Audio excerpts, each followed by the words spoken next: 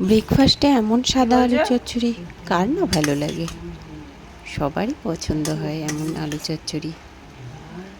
তবে ছুটির দিনগুলোতে কিন্তু নয়, ছুটির দিনগুলোতে এগরোল, পরোটা, চাউমিন, তারপর লুচি হলে তো কোনো কথাই নেই।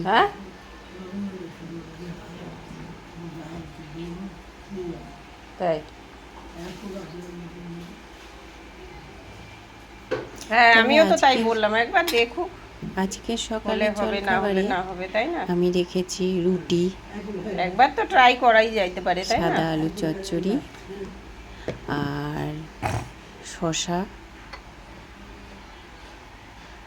সাথে টক দই হলে তো কথাই নেই, আর তার সাথে ডিম সেদ্ধ।